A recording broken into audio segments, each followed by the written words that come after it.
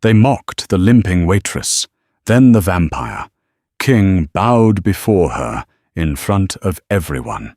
"You carry the tray, as if it holds the weight of the world, girl," the old woman murmured, her milky, unseeing eyes tracking the subtle, uneven rhythm of the waitress's footsteps. "It only holds the Baron's wine, madam," Elisande replied softly, shifting her weight to favor her right leg. A dull throb radiated from her left knee, a familiar companion in the dim, smoke-scented air of the tavern. "Wine spills, child," the blind woman whispered, her gnarled fingers tracing the edge of her wooden table. "But blood remembers. Walk carefully. The floor is slick with things unseen." The Gilded Chalice was not merely a tavern, it was a theatre of excess, a sprawling establishment built into the ribcage of an ancient, hollowed-out cathedral in the upper Ections of Oakhaven. Here, the air was perpetually thick with the scent of roasted venison, spiced honey wine, and the cloying perfumes of the mortal aristocracy who sought to rub shoulders with the dangerous and the divine. Chandeliers of wrought iron and shattered crystal hung suspended from the vaulted ceilings, casting fractured kaleidoscope shadows across the polished oak floors. Through this labyrinth of silk-draped tables and boisterous laughter navigated Elisande. She was a ghost in a worn linen dress, moving with a distinct, rhythmic hitch in her step. Step, drag, step, drag. It wasn't a grotesque movement, but rather a tragic disruption of what could have been a graceful gait. Her dark hair was pinned up haphazardly, several stray strands clinging to the sweat on her neck. Her hands, rough from lye and hot water, balanced a massive silver tray loaded with crystal decanters of rubicund wine and plates of glazed quail. "Keep it moving, Hel," hissed Idalia, the head manager, as she swept past with a stack of clean napkins. Idalia was a woman composed entirely of sharp angles and sharper reprimands, yet she was the only reason Thaddeus Whitwell, the proprietor, hadn't cast Elisande out into the cobbled streets. "Table 4 is growing restless, and you know how Sterling Hartwood gets when his cup is empty." "I'm going, Idalia," Elisande breathed, gritting her teeth as a particularly sharp spike of pain shot up from her left calf. The scar there, a jagged, star-shaped burn that she kept hidden beneath thick woolen stockings, felt as though it were pulsing in time with the lively lute music emanating from the corner stage. Table 4 was the centerpiece of the room, a sprawling circular booth currently occupied by the city's most insufferable elite. At the head sat Gisandra, a woman whose beauty was as cold and sharp as a freshly forged dagger. She wore a gown of midnight blue velvet, her neck dripping with sapphires that caught the ambient light. Beside her lounged Sterling Hartwood, the arrogant heir to a shipping fortune, his boots propped carelessly onto an empty chair. As Elisande approached, the cacophony of their conversation dipped. She felt the immediate, physical weight of their stares. It was a familiar cruelty. "Ah, the three-legged gazelle approaches," Sterling drawled, leaning back and swirling the dregs of his amber liquor. He didn't bother to lower his voice. A titter of laughter rippled through their entourage. Elisande kept her gaze fixed firmly on the polished wood of the table. "Your wine, my lord. Lady Gisandra, the spiced quail you requested." She reached across the table, her bad leg taking the brunt of her shifting weight. It was a mistake she rarely made, but the floorboards near table 4 were notoriously uneven. As she leaned, Gisandra's foot shot out beneath the heavy tablecloth, a movement so swift and deliberate it could not have been an accident. The silken toe of Gisandra's slipper hooked expertly around Elisande's good ankle. With a sickening lurch, the world tilted. Elisande twisted her body in mid-air, a desperate instinct to save the tray. She managed to keep the heavy crystal decanter from shattering, but the plates of quail went flying. They crashed against the oak floor with a resounding clatter, the sticky, spiced glaze splattering across the hem of Gissandra's velvet gown. Elisanda hit the ground hard. Her injured leg absorbed the impact, sending a blinding wave of agony straight to her spine. She gasped, the sound lost in the sudden, ringing silence of the immediate vicinity. "You clumsy, pathetic creature!" Gisandra shrieked, leaping to her feet. She stared down at the small spots of grease on her dress, her face contorting into a mask of pure aristocratic rage. "Do you have any idea what this fabric is worth? It is worth more than your miserable life."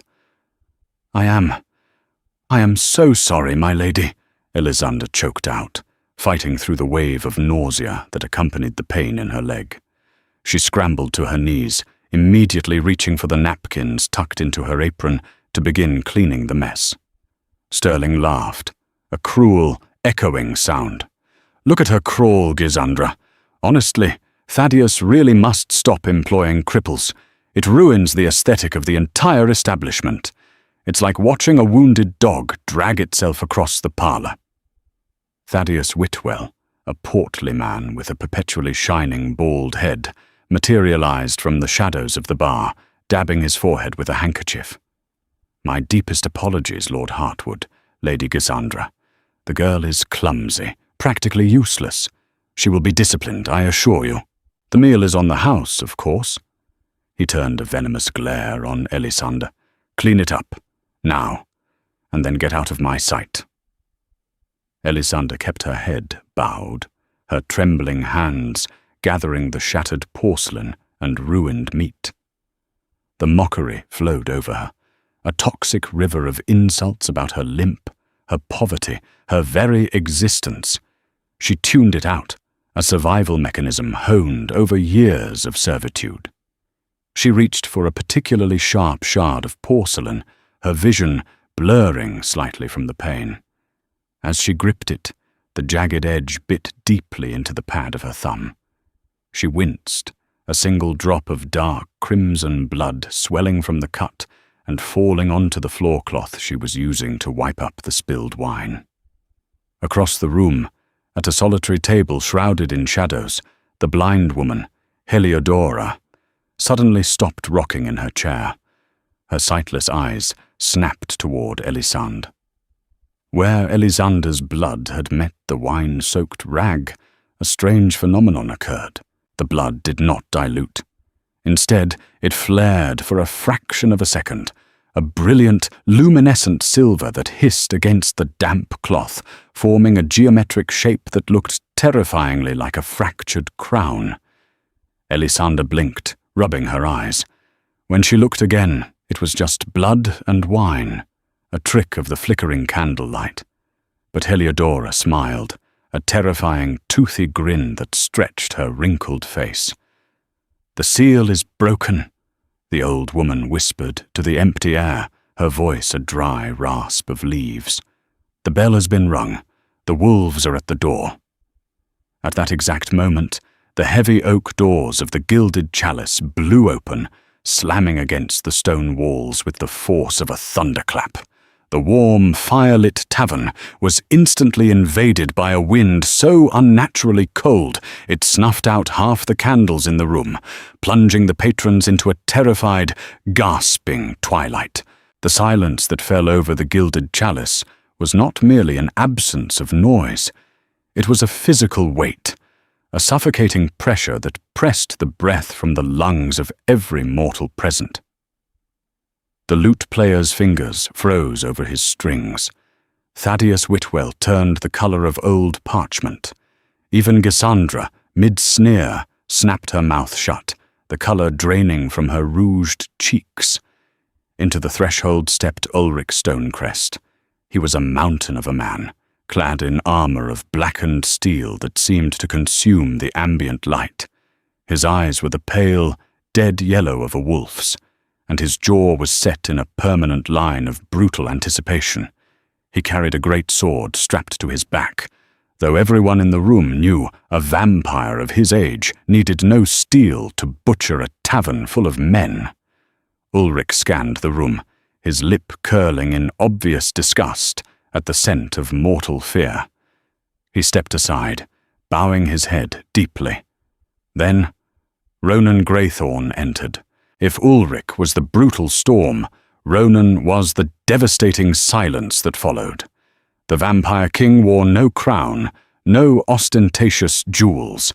He was dressed in impeccably tailored riding leathers of midnight blue and charcoal, an elegant dark cloak falling heavily from his broad shoulders. He possessed an inhuman beauty, his features carved from pale, cold marble, framed by hair the color of raven feathers. But it was his eyes that held the room hostage. They were a bottomless, abyssal crimson, not the feral red of a newborn bloodsucker, but the deep, calcified ruby of a creature who had seen empires rise and crumble to dust. He looked exhausted. A profound, world-weary sorrow seemed to radiate from his very bones, masking a lethal tension that hummed beneath his skin. Elisanda, still kneeling on the floor near table 4, felt a strange, terrifying jolt in her chest. It wasn't fear, exactly. It was a resonance. The jagged scar beneath her stocking flared with a sudden, searing heat, forcing her to bite her lip to keep from crying out. She shrank back, making herself as small as possible behind the heavy drapes of the booth. Thaddeus, shaking so violently his jowls flapped, hurried forward, practically throwing himself prostrate before the king. "Your Grace, Your Majesty, we were not expecting you. The gilded chalice is profoundly honored. To what do we owe this magnificent—" "Silence!" Ulrich barked. The single word cracked like a whip, and Thaddeus clamped his mouth shut. Whimpering, Ronan did not even look at the tavern owner. He stepped fully into the room, his heavy boots making no sound on the wooden floor. He closed his eyes and inhaled deeply, tilting his head. He was searching for something, a scent, a frequency. "It was here," Ronan said, his voice a low, melodic rumble that vibrated through the floorboards. "A fraction of a moment ago. The resonance of the sovereign." Ulrich frowned, his hand drifting to the hilt of his blade. "Are you certain, my king? This is a cesspit. Why would the sovereign bloodline manifest in a room full of cattle?" "I know what I felt, Ulrich," Ronan replied, opening his crimson eyes. "Lock the doors." Panic surged through the room, though no one dared to move as Ulrich slammed the massive oak door shut, sliding the iron crossbar into place with a doom-laden clang. Gisandra, apparently deciding that her best chance of survival was to appeal to the king's vanity, abruptly stood up. She smoothed her stained velvet dress and stepped past Sterling, who was cowering behind his empty glass. She adopted what she clearly believed to be a seductive, fearless posture. "Your Majesty," Gisandra purred, dipping into a low curtsy that showcased her cleavage. "If you are seeking something precious, perhaps the mortals of Oakhaven can be of assistance. My family, the House of Arlott, has vast resources. We would be eager to aid the crown." Ronan slowly turned his head to look at her. His expression was one of profound, utter blankness. He looked at Gisandra the way a man might look at a particularly uninteresting piece of furniture. "Thaddeus," Ronan said softly, ignoring Gisandra completely. The tavern owner squeaked in response. "Bring me wine, something poured from a silver vessel. I wish to test the ambient alchemy of this room." Of course, sire. Immediately." Thaddeus wildly looked around. His eyes landed on Elisanda, who was still trying to blend into the floorboards. "You, girl, get up. Bring the king the vintage reserve in the heirloom goblet. Now." Elisanda's heart hammered frantically against her ribs. She didn't want to move. She didn't want the burning gaze of the Vampire King on her. But Idalia was violently gesturing from the bar, terrified for the girl's life. Taking a shaky breath, Elisanda forced herself to stand. Her leg screamed in protest, the muscle spasms causing her to stagger heavily. She caught herself on the edge of a chair, righted her posture, and limped toward the bar. The entire room watched her. The rhythmic step, drag seemed deafening in the heavy silence. She poured the dark wine into a heavy, polished silver goblet, a piece Thaddeus usually reserved for visiting dignitaries. Her hands trembled so badly, the silver clinked against the glass. Taking a deep breath, she turned and began the agonizingly long walk toward the center of the room, where Ronan Greythorn waited. Every step was an ordeal, analyzed by the predatory eyes of the vampires and the mocking eyes of the aristocrats. Gisandra watched her with open loathing, furious at having been ignored. Elisanda finally stopped a few feet from the king. She kept her eyes glued to his boots. She extended her hand, offering the heavy silver goblet.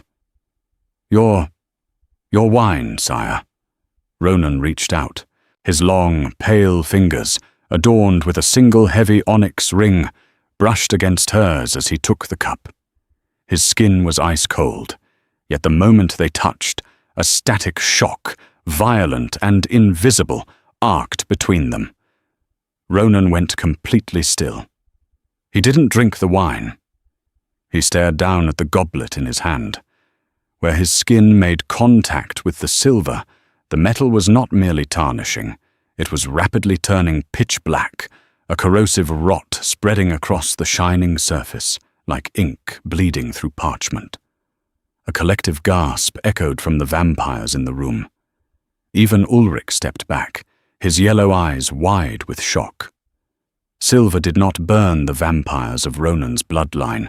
It only reacted this violently, this fundamentally, when it was caught between the opposing polarities of a vampire king and the presence of a living celestial sovereign.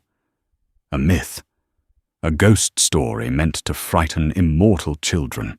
Ronan's crimson eyes snapped up from the blackened cup, locking directly onto the trembling, limping waitress standing before him. The air in the gilded chalice felt as though it had been pulled into a vacuum. The blackened silver goblet in Ronan Greythorn's hand was an impossibility, a chemical heresy that defied the laws of their shadowed world. The king's crimson gaze, previously deadened by centuries of apathy, was now alight with a terrifying, piercing intensity as it bored into Elisanda.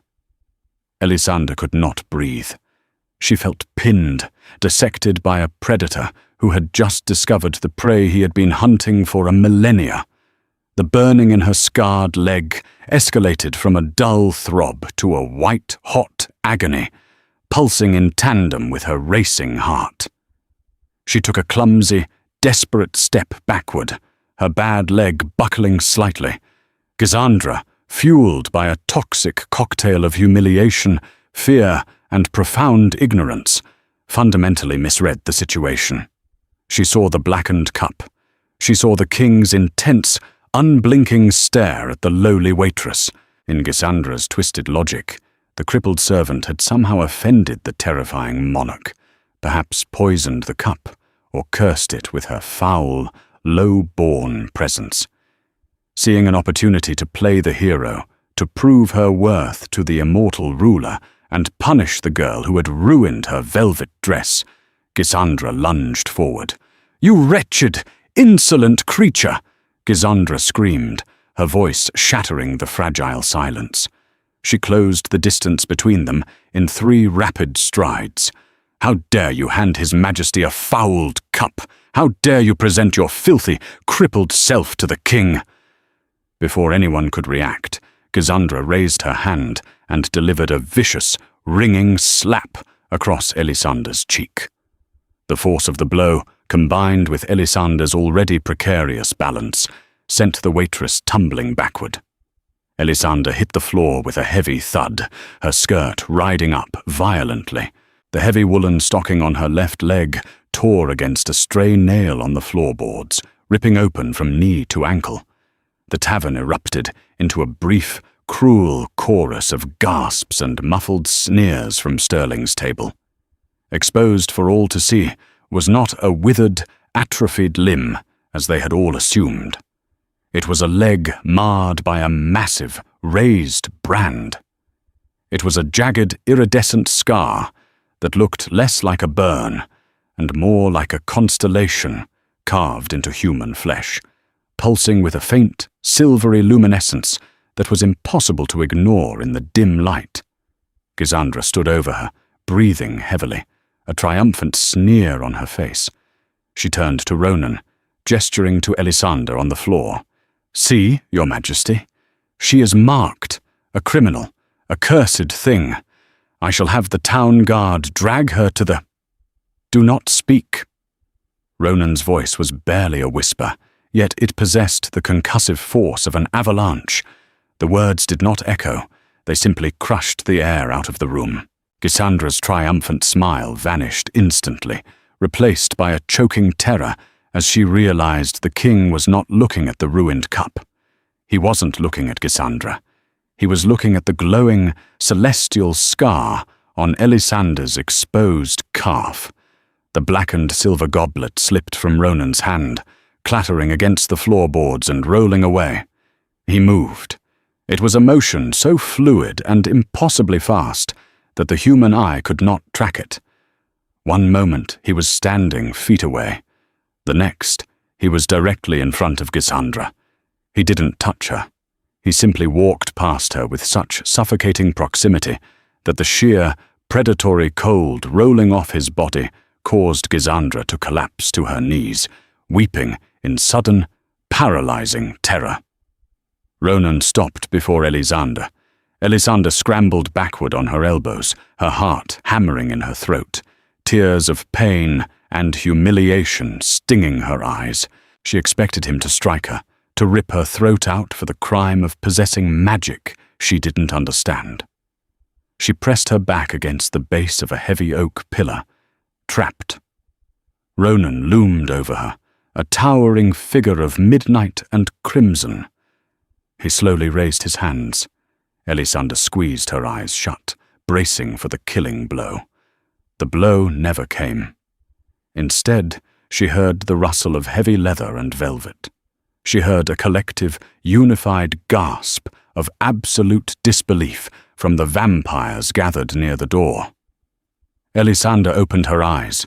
Ronan Greythorn, the immortal king of the night, the butcher of the sunless wars, had dropped to his knees.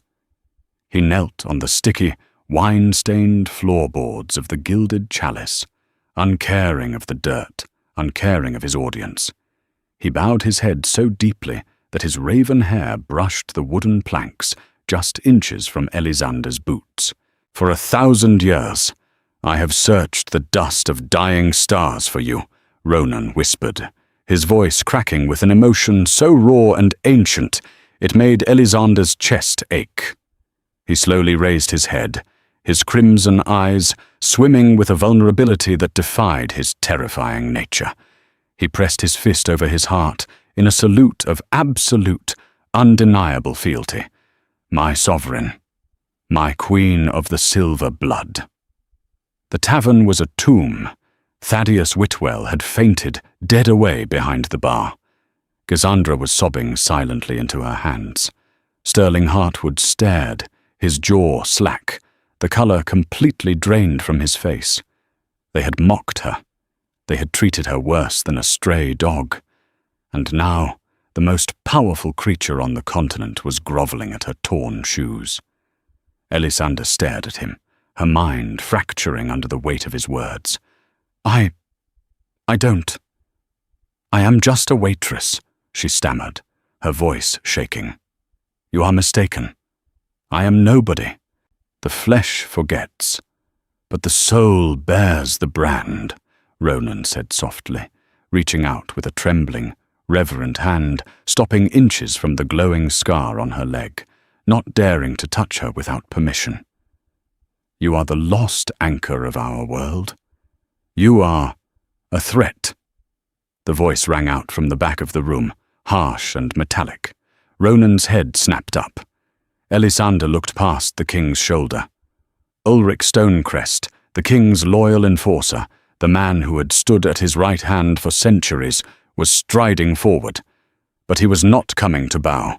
He had drawn his massive great sword, the blackened steel scraping loudly against its scabbard. His yellow eyes were not fixed on the king. They were locked onto Elisander with murderous, calculating intent. "The sovereign line was extinguished for a reason, Ronan," Ulrich snarled, raising the blade. The remaining vampire guards at the door simultaneously drew their weapons, forming a steel blockade. "She is not our salvation. She is the ruin of our kind.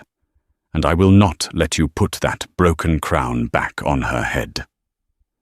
Ronan slowly rose to his feet, placing himself between the enormous enforcer and the terrified waitress still huddled on the floor.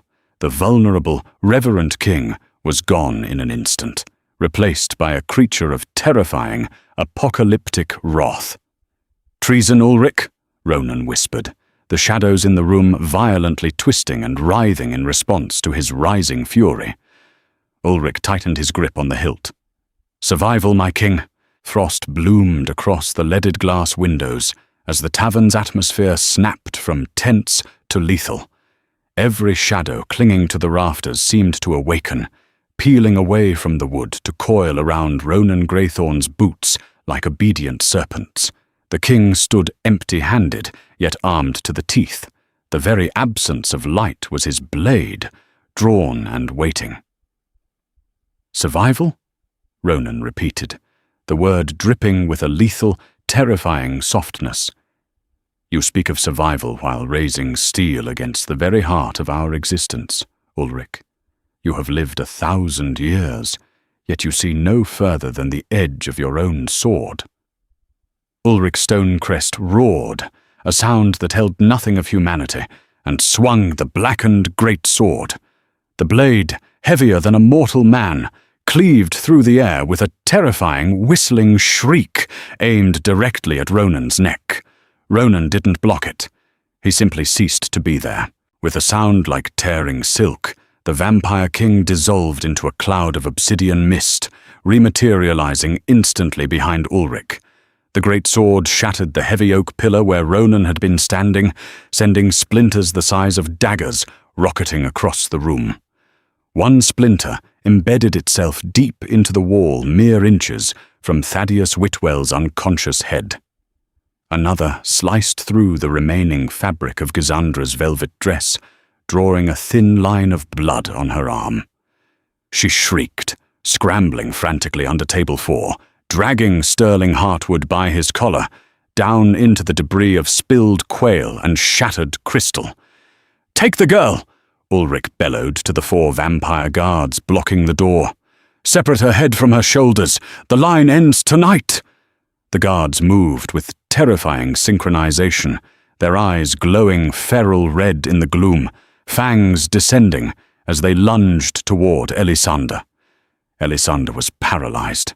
Her mind, accustomed to dodging cruel words and thrown plates, simply could not process the violent, supernatural geometry of the room.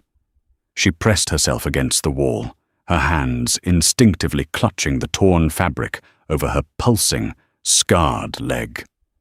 The silver luminescence of the brand was growing brighter, casting a ghostly halo against the dark wood behind her. It burned with a chaotic, thrumming heat, matching the erratic rhythm of her terrified heartbeat. Before the first guard could reach her, the shadows flanking Elisander erupted upward, forming a solid, impenetrable wall of hardened darkness. The guard slammed into it, the impact shattering his nose with a sickening crunch. Ronan was a blur of midnight and violence. He moved through the remaining guards not as a brawler, but as an executioner. He caught the second guard by the throat, lifting him entirely off the floor with one hand, and hurled him with the force of a siege weapon through Thaddeus's prized mahogany bar. Bottles of vintage liquor exploded in a shower of glass and amber liquid. The third guard swung a curved dagger. Ronan caught the blade bare-handed. His flesh did not cut, The steel simply snapped. With his other hand, Ronan struck the guard in the chest, the kinetic force of the blow so immense it cracked the stone floor beneath them. "Enough!" Ulrich bellowed, having recovered his heavy blade. He charged again, abandoning all finesse for sheer, crushing momentum. Ronan turned to face his oldest friend, his crimson eyes blazing with an ancient, unbearable sorrow. As Ulrich's sword came down, Ronan raised a single open palm.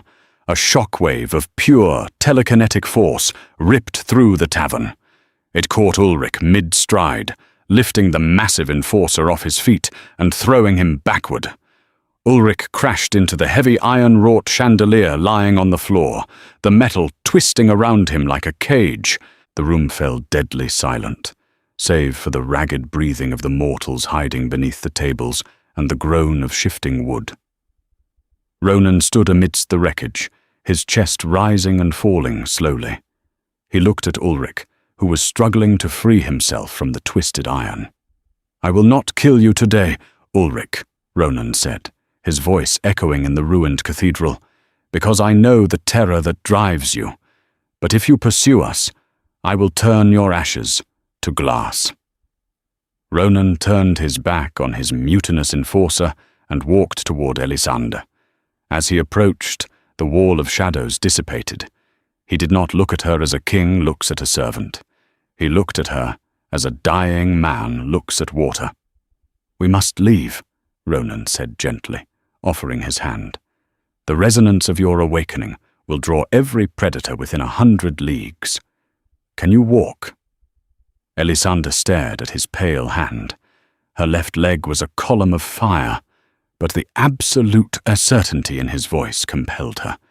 She reached out. The moment her rough, calloused fingers brushed his, the air pressure in the room violently inverted. A blinding flash of silver light erupted from Elisander's scar, instantly engulfing the entire tavern. When the light faded, Ronan Greythorn, the Vampire King, and Elisande, the Limping Waitress, were gone. From her solitary table in the corner, Heliodora, the blind old woman, took a slow sip of her cold tea. "And so," she whispered to the empty chair across from her, "the board is flipped." She stood up, her movements suddenly absent of any frailness. Beneath her worn shawl, the glint of heavily enchanted, celestial steel caught the moonlight filtering through the shattered roof. Elisander hit the ground hard, her lungs desperately gasping for air that tasted sharply of ozone and pine needles. The transition had not been a step, but a violent tearing of space itself. She scrambled backward, her hand sinking into damp, mossy earth. She was no longer in the gilded chalice. The suffocating smell of roasted meat and spilled wine was gone, replaced by the crisp, freezing air of the whispering woods. A dense forest miles outside the city of Oakhaven. The moon hung bloated and silver above the canopy, casting long, skeletal shadows across the forest floor. Ronan stood a few paces away. He was leaning heavily against the trunk of an ancient oak, one hand pressed to his chest, his breath coming in ragged, labored gasps. Using the archaic magic of shadow stepping to transport a mortal, especially one radiating sovereign energy, had clearly exacted a brutal toll on him. Where are we?" Elisander stammered, her voice shaking violently. She looked down at her leg. The scar had stopped glowing, but the torn stocking and the dried blood from Gisandra's attack were a stark reminder of the nightmare she had just survived. "Safety." "For the moment," Ronan rasped, slowly straightening up. He looked at her, his crimson eyes analyzing her for injuries. "You tore the fabric of space, Elisande. I merely provided the coordinates. You have no idea the magnitude of what you just did." "I didn't do anything," Elisander cried out, the shock finally giving way to a desperate, panicked anger. "I am a waitress. I serve wine and scrub floors. I don't teleport, and I certainly don't have kings bowing to me. You have the wrong person. Whatever this brand is, it was given to me by a slaver when I was a child. It's a curse, not a crown." Ronan took a slow step forward. He did not crowd her, maintaining a respectful distance. "A slaver did not carve that into your flesh, Elisande. It is not a brand. It is a biological lock. And it was put there to hide you." He gestured to a fallen log, inviting her to sit. Her leg was trembling so fiercely she had no choice but to collapse onto the moss-covered wood. 10 centuries ago, the world was not ruled by the night, Ronan began, his voice taking on the rhythmic, hypnotic cadence of a storyteller recounting a forbidden myth. It was governed by the sovereigns, mortals whose blood held the resonance of the stars themselves. They maintained the balance between the mortal realm and the chaotic magic of the ether. We, vampires, were not monsters then. We were their vanguard, their immortal shields. Elisande stared at him, captivated despite her terror. "But power corrupts," Ronan continued, his gaze dropping to the forest floor. "My brethren grew envious.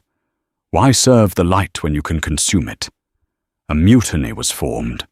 They slaughtered the sovereigns, drinking their silver blood to absorb their magic, becoming the apex predators of this world, the sunless wars." "And you?" Elisande whispered. "I was the captain of the vanguard," Ronan said, his voice heavy with the ghosts of 1,000,000,000 regrets. "I refused to betray the crown. I fought my own kind, but I was outnumbered. As the last sovereign queen lay dying, she cast a final, desperate working. She hid her newborn heir, the continuation of the bloodline. She severed the child's connection to the ether, placing a physical lock on their magic so the vampires could never track them." He pointed to her leg.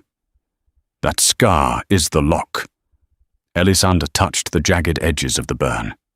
"And you? If you were loyal, why are you their king?" Ronan's laugh was a dry, hollow sound. "Because I killed the ones who led the mutiny. I took the throne not to rule, but to chain my kind, to impose laws, to force them into the shadows, preventing them from turning the world into a slaughterhouse. I became the monster to leash the monsters, all while waiting, searching, hoping the sovereign line had survived the centuries." Elisande looked at the devastatingly beautiful, terrifyingly powerful creature before her. He was not a tyrant. He was a warden serving a 1,000-year sentence in a prison of his own making. "Why did the lock break tonight?" she asked softly. "The proximity of the blackened silver," Ronan explained, "combined with the sudden spike of your adrenaline when that woman struck you. The lock is weakening, and now that it has flared, every vampire who remembers the taste of sovereign blood will be hunting you. Ulrich was just the beginning." Before Elisande could process the sheer weight of this revelation, a twig snapped in the darkness behind them. Ronan pivoted instantly, moving in front of Elisande, the shadows around his hands solidifying into twin, jagged blades of pure darkness. From the dense undergrowth, a figure emerged. Not a vampire. It was Heliodora, the blind old woman from the tavern. She walked without her cane, navigating the treacherous routes with perfect, silent grace. But it was what she dragged behind her that made Elisande gasp. Bound in glowing, golden ropes of ethereal energy, gagged and thrashing violently, was Sterling Heartwood. Heliodora stopped, turning her milky eyes toward Ronan. "The rats always flee the sinking ship, Your Majesty," the old woman said, her voice dropping its raspy facade to reveal a tone of chiming, metallic authority. "This one ran straight to the barracks of the Silver Guard.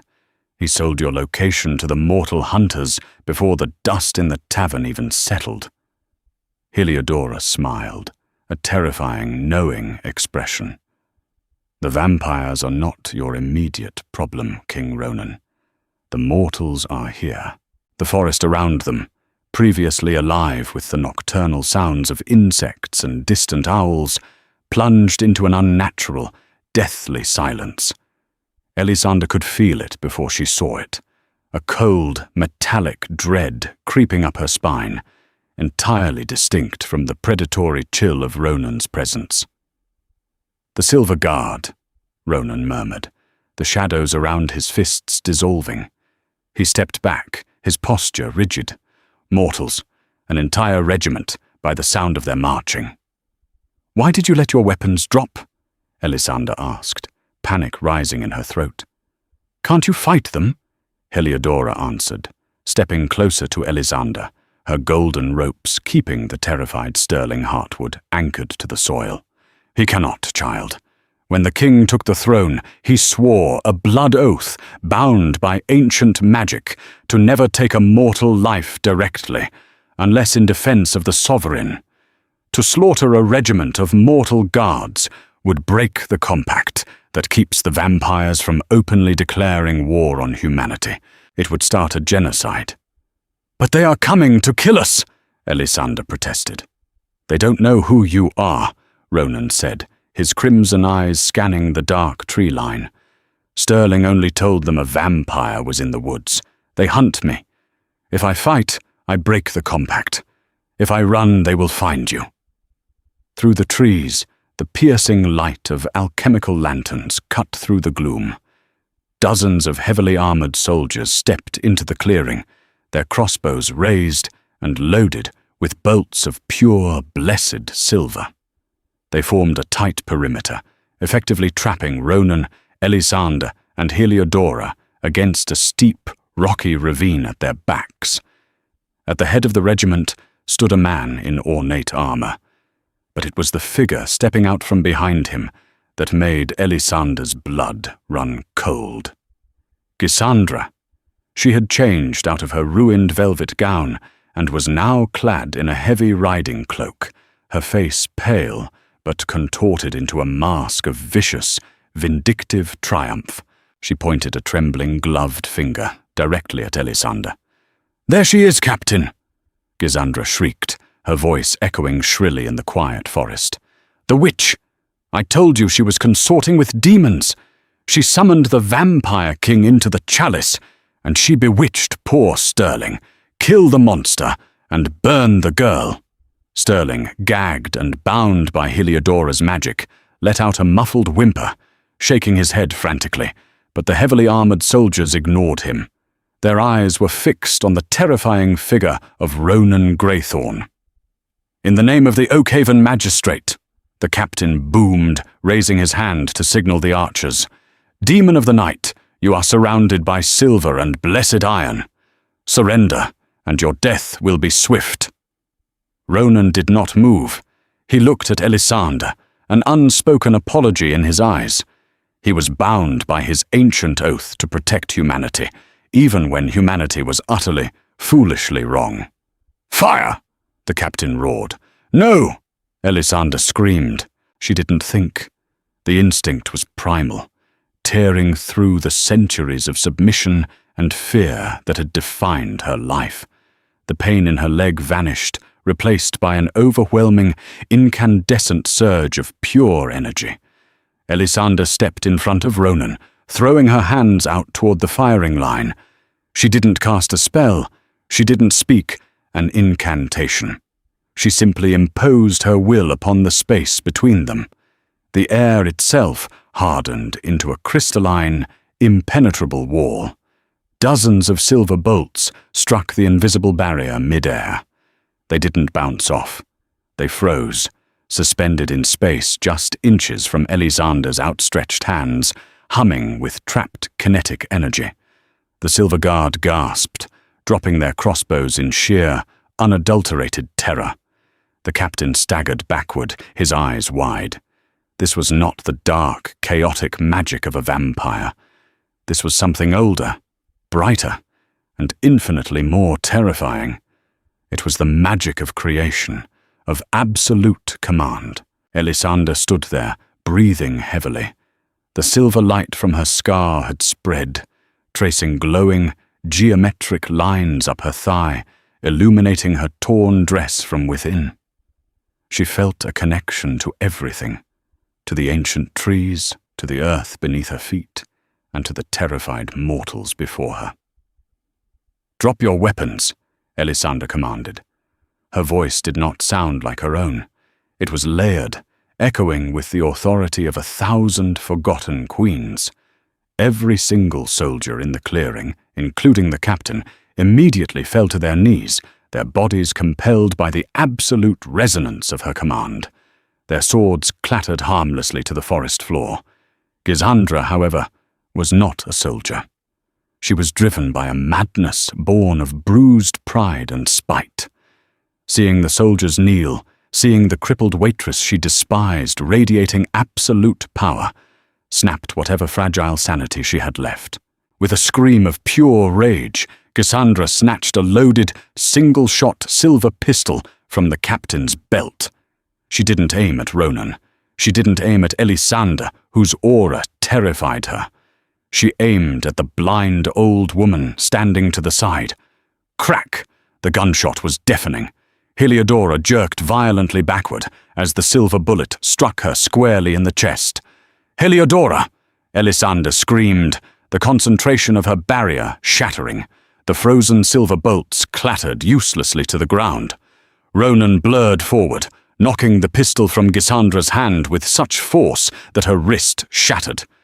Gisandra collapsed, screaming in agony. Elisanda rushed to the old woman's side, dropping to her knees in the dirt. "Hold on, please, let me see." She panicked, her hands hovering over the tear in Heliodora's shawl. "Do not fret, little bird," Heliodora wheezed, looking up at Elisanda with milky eyes that suddenly seemed incredibly clear.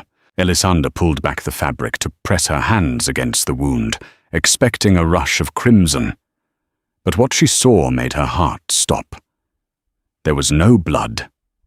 Instead, from the bullet wound in the center of the old woman's chest, a thick, luminescent liquid was pooling. It caught the moonlight, shining with an impossible brilliance. It was pure, liquid gold, humming with a mechanical, celestial energy. Heliodora reached up, her hand remarkably steady, and grasped Elisanda's wrist. Beneath the torn flesh of her chest, Elisanda could see the intricate, interlocking gears of clockwork and enchanted starlight. "The vanguard failed to protect the queens, Elisande," Heliodora whispered, her voice chiming like perfectly struck bells. "So, the last queen built me, to ensure she never failed you." The revelation hung in the freezing forest air, heavier than the silver bolts still suspended in Elisanda's crystalline barrier.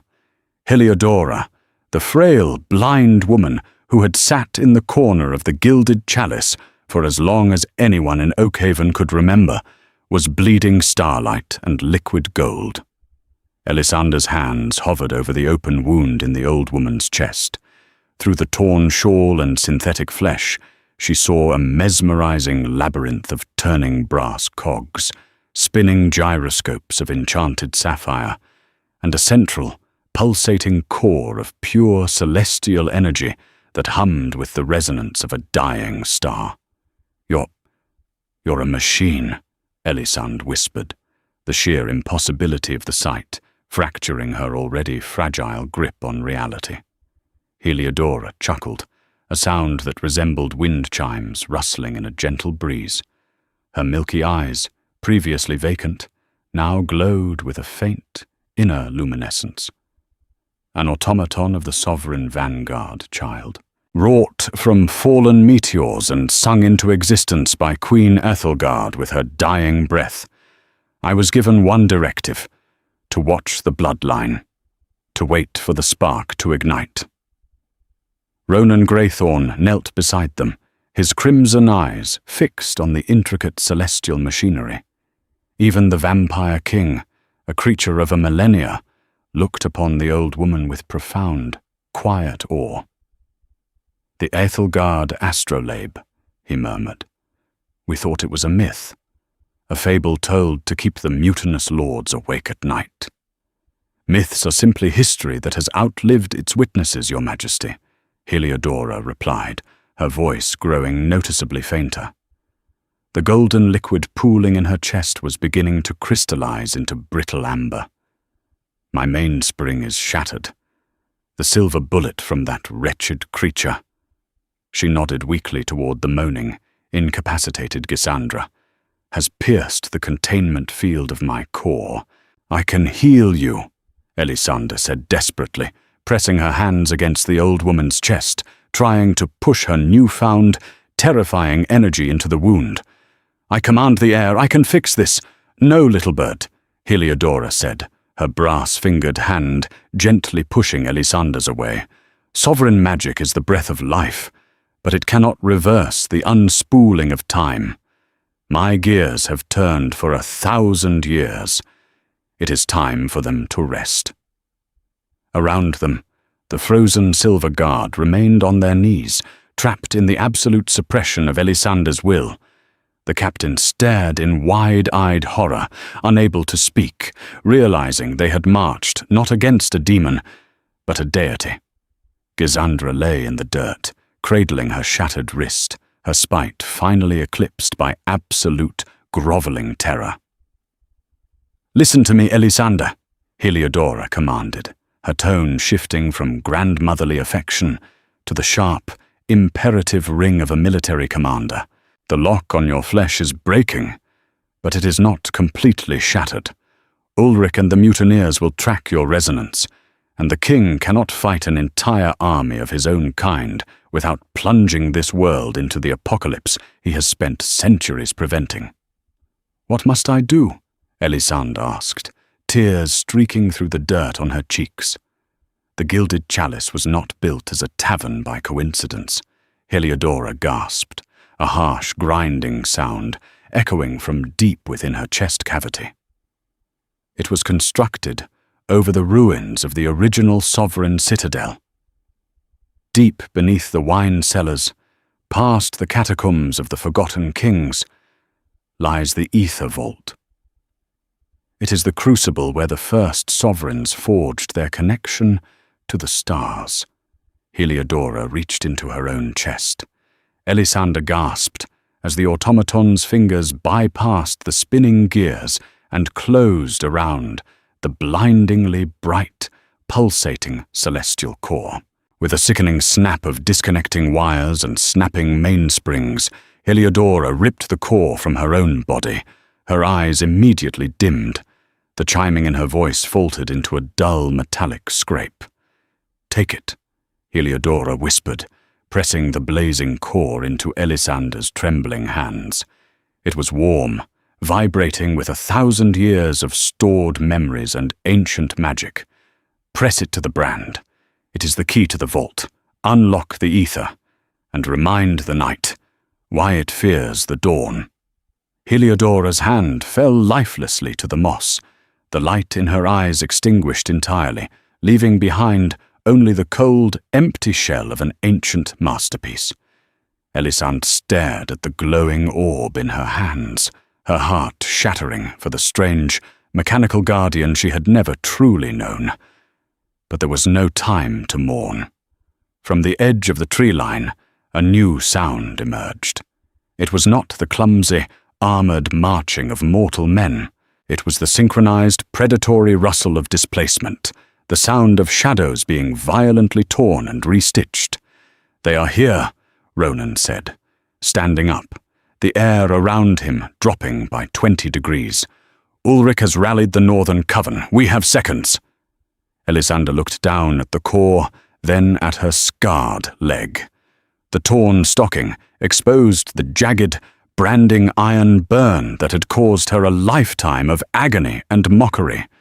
Taking a sharp breath, she slammed the celestial core directly into the center of the scar. The reaction was instantaneous and cataclysmic. The core did not burn her. It melted into her skin like a drop of water rejoining the ocean.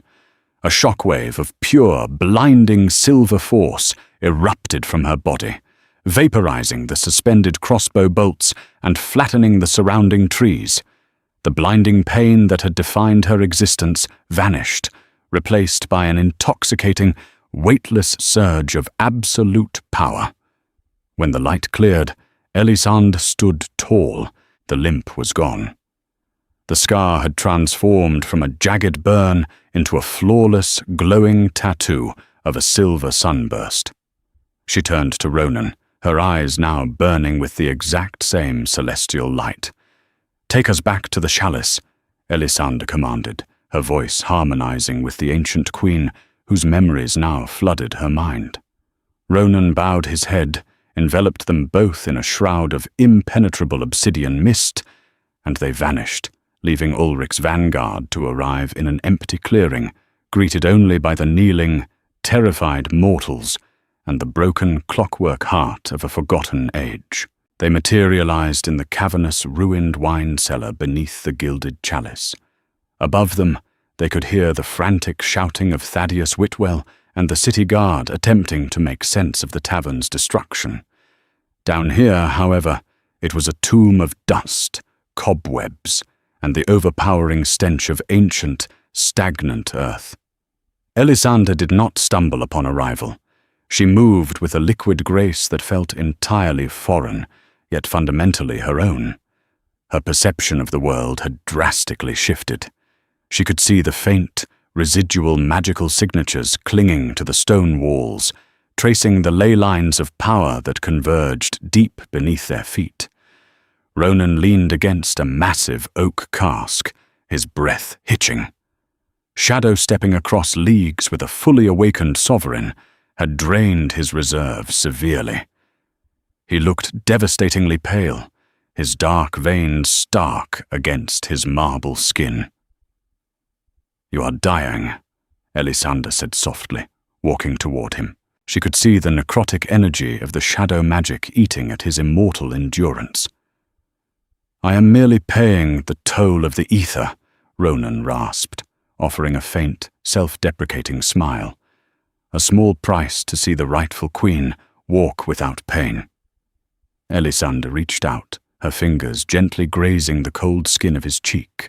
A warm, silver light bloomed at the point of contact, sinking into his flesh and soothing the dark, jagged, magical tears in his aura. Ronan closed his eyes, a profound sigh escaping his lips as the agonizing exhaustion melted away. "I am not a queen, Ronan," she whispered, her hand dropping to her side. "I possess the memories of Ethelgard, but I am still the girl who spilled wine on Gissandra's dress. I know the cruelty of this world from the bottom looking up. I don't want a throne. I don't want subjects bowing to me." Ronan opened his crimson eyes, looking down at her with an intensity that made her breath catch. It wasn't the predatory stare of a vampire, nor the reverent awe of a servant. It was the look of a man who had walked in the dark for 10 centuries and had finally found a fire he wished to sit beside. "Then you shall have no subjects, Elisande," Ronan said, his voice a low, intimate rumble. "You shall only have equals. But to tear down the hierarchy of the night, we must first survive it. Can you open the way?" Elisande turned toward the far wall of the cellar. To mortal eyes, it was solid, mortared stone. But to her, it pulsed with a complex, geometric lock of celestial energy. She walked to the wall and placed her palm against the cold stone. The wall dissolved, not with an explosion, but with a quiet, shimmering fade, revealing a massive, spiraling staircase carved from pure white marble that descended into the abyss. This was the entrance to the sunless city, the buried heart of the sovereign empire. They descended in silence. As they went deeper, the architecture shifted from rough-hewn stone to impossibly smooth, glowing alabaster. Statues of winged vanguard knights and robed sovereigns lined the descent, their faces eroded by the slow, grinding passage of time. At the bottom of the stairs lay a vast, circular antechamber. In the center stood the ether vault, a massive, intricate sphere of interlocking silver rings that hovered inches above the ground, rotating with a slow, hypnotic hum.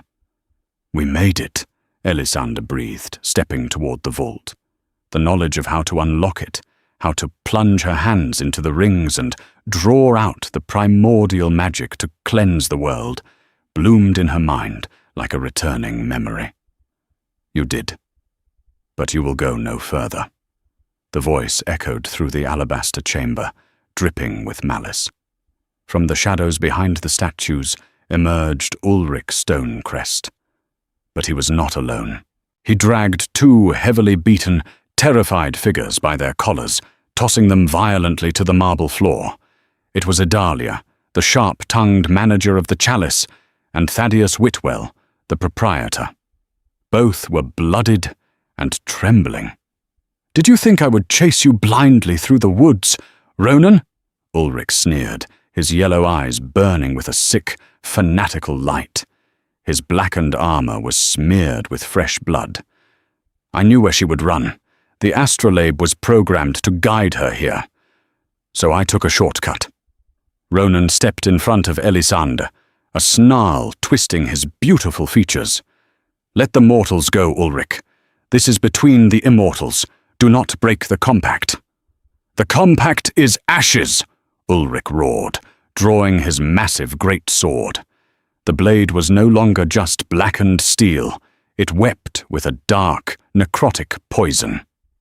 "For 1,000 years you chained us, Ronan. You made us hide from the cattle we were meant to rule. You preached of the sovereign return, but you were blind." Ulrich plunged his hand into Idalia's shoulder, his claws sinking deep into her flesh. She screamed in agony. "Stop!" Elisande cried out, stepping forward, the silver light flaring around her hands. Ah, Ulrich warned, pressing the edge of his poisoned blade to Thaddeus's throat. "You have celestial magic, little queen, but you cannot move faster than my blade. I am not here to kill you, Elisande. Not yet." Ulrich's grin was terrifying. It was the smile of a madman who had finally finished a puzzle 10 centuries in the making. "The history books say the mutiny was a tragic betrayal born of envy," Ulrich said, his voice echoing off the vaulted ceilings. "A lie. I didn't participate in the mutiny, Ronan. I orchestrated it. I poisoned the minds of the vanguard. I struck down Queen Ethelgard. Because I learned a secret the sovereigns desperately tried to hide." Ulrich lifted his blade from Thaddeus and pointed it at the rotating ether vault. "The ether doesn't just grant magic," Ulrich whispered, his yellow eyes wide with manic hunger. "If consumed by a vampire who drinks sovereign blood at the moment the vault is opened, it grants apotheosis. It makes us gods, immune to the sun, immune to silver, immune to death." He looked at Ronan, a twisted parody of pity on his face. "I stayed by your side for 1,000 years, my king, playing the loyal dog, enduring your pathetic pacifist laws, waiting for you to find the heir for me. Because only a sovereign can open the vault, but it takes a vanguard to take the prize." Ulrich moved with terrifying speed. He didn't attack Elisande. He plunged his massive, poisoned great sword directly into the stone floor, shattering the ancient seal that held the ambient magic in check. A shockwave of necrotic, corrupted energy blasted through the room, throwing Ronan backward and knocking Elisande to her knees. "Now, little queen," Ulrich laughed, advancing on her, his fangs elongating into monstrous, serrated daggers. "Open the door, or I will paint this alabaster floor with the blood of everyone you have ever served." The antechamber shook, the alabaster walls vibrating with the opposing frequencies of Elisande's celestial aura and Ulrich's corrupted, necrotic blast. Idalia and Thaddeus cowered against the statues, sobbing in terror as the world of myth violently collided with their mortal reality. Ulrich stood before Elisande, an absolute titan of darkness, The poison from his sword had seeped into the ley lines of the floor, creating a suffocating miasma that tasted of ash and copper. He reached out a massive, clawed hand toward her throat. Before his fingers could graze her skin, a blur of midnight intercepted him. Ronan slammed into Ulrich with the force of a falling meteor. The collision of the two ancient vampires sounded like a thunderclap inside a cathedral. They crashed into one of the massive vanguard statues, shattering the marble wings into 1,000 pieces. "Open the vault, Elisander!"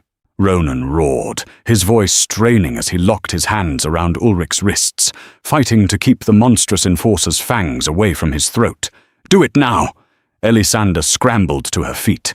The chaotic battle behind her was a blur of supernatural speed and brutal violence. She sprinted toward the ether vault, the massive, interlocking silver rings humming louder as she approached, sensing the return of their master. She plunged her hands directly into the center of the spinning rings. There was no physical lock. It was a lock of intent, of blood, of soul. As her fingers crossed the threshold of the sphere, the silver brand on her leg flared with blinding intensity, resonating with the ancient machinery. "Welcome home, daughter of the dawn," a voice echoed in her mind, a chorus of 1,000 forgotten queens. The rings abruptly stopped spinning. They disassembled, floating outward to form a halo of floating silver bands around her. From the center of the pedestal, a geyser of pure, liquid light erupted upward. It was not fire, it was the ether, the primordial essence of stars, creation, and life itself. It was beautiful, terrifying, and boundless. Elisander felt the power surge into her veins, filling the hollow, aching spaces left by a lifetime of servitude and abuse. She was no longer a waitress. She was the architect of reality. "No!" Ulrich bellowed.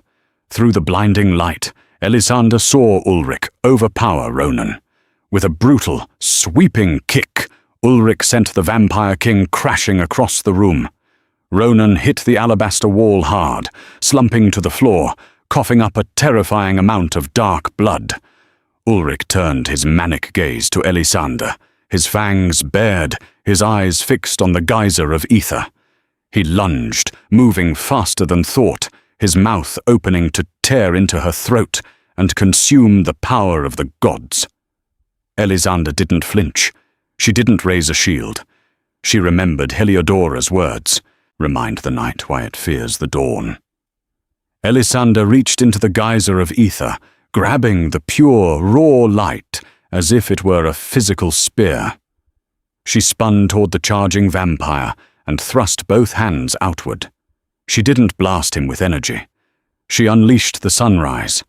A shockwave of concentrated, absolute daylight exploded from her hands. It was the light of 1,000,000 dawns, compressed into a single, devastating beam. It struck Ulrich mid-leap. The ancient mutineer screamed, a sound of supreme, existential agony that shattered the remaining statues in the room. He was a creature of darkness, trying to consume the sun, and he was burning from the inside out. His blackened armor blistered and melted. His flesh turned to ash, blowing away in the tempest of celestial wind, revealing the blackened, corrupted skeleton beneath. In seconds it was over. The beam faded, where Ulrich Stonecrest, the terror of the Northern Coven, had been. There was only a scattering of fine grey ash drifting onto the pristine alabaster floor. Elisander fell to her knees, panting heavily. The ether vault slowly reassembled its rings, the geyser of light receding to a gentle, ambient glow. The suffocating pressure in the room vanished. "Ronan!" she gasped, scrambling across the floor toward the Vampire King. Ronan lay against the shattered wall, his breathing shallow and ragged. The necrotic poison from Ulrich's initial blast had infected his wounds. His immortal healing factor was failing. His skin was turning a terrifying, translucent grey. "It is done," Ronan whispered, his crimson eyes struggling to focus on her. He offered a weak, bloody smile. "The mutiny is finally over. The Queen has her kingdom." "Stop talking like that," Elisande sobbed, pulling his heavy head into her lap. She pressed her glowing hands to his chest, trying to force the ether into his body. "It won't work, Elisande," Ronan gasped, catching her wrist with surprising gentleness. "The ether is life. I am death. To force that much celestial energy into me, it will simply burn away what is left. I have lived my time. I kept the throne warm for you. That is enough." "It is not enough," Elisande cried, tears falling from her cheeks and landing on his leather armor. "You waited 1,000 years for me. You suffered for 1,000 years to protect people who mocked you. I will not let you die in the dark." She remembered the brand, the biological lock that had hidden her magic. It wasn't just a barrier. It was a filter. Elisande stopped trying to heal him with raw power. Instead, she leaned down, her face inches from his. She didn't use the ether of the vault. She used the resonance of her own soul. "I am not giving you life, Ronan," she whispered fiercely. "I am giving you a choice. Walk in the sun with me." She pressed her lips to his. It wasn't a kiss of desperate romance, but an ancient, profound tethering of two opposing forces. She pushed a fraction of her sovereign essence past his immortal barriers, offering him a drop of the silver blood that coursed through her veins. Ronan gasped violently against her mouth. The reaction was apocalyptic within his own biology. The necrotic poison was instantly incinerated, not by an external blast, but by the celestial fire now blooming within his own heart. When they parted, Ronan fell back, gasping for air as if taking his first breath. The grey pallor faded from his skin. The terrifying, predatory crimson of his eyes softened, swirling with microscopic flecks of silver. He was no longer just a creature of the night. He was a hybrid, tethered to the dawn by the sovereign's grace. He looked up at her, utterly bewildered, entirely renewed. Elisande smiled, the tears still fresh on her face. She stood up, offering him her hand. It was an exact mirror of the gesture he had offered her in the ruined tavern hours ago. "Can you walk?" she asked softly. Ronan stared at her hand, a look of profound, eternal devotion settling over his features. He reached up, grasping her fingers, and let her pull him to his feet. Across the room, Thaddeus and Idalia peeked out from behind the rubble, staring in stunned silence at the godlike beings before them.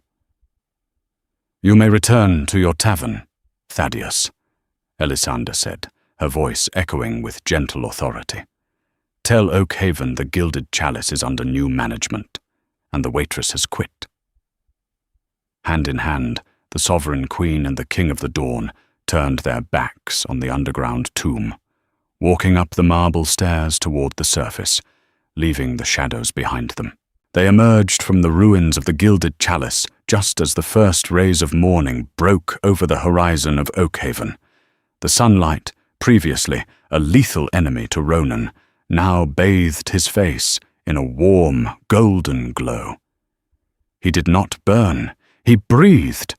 Elisande stood beside him, no longer limping, no longer carrying the weight of a tray or the cruel mockery of aristocrats. She carried the dawn. Together, they looked out over a world that was no longer divided by crowns of shadow or curses of blood, but united by a destiny forged in defiance of both. They were free.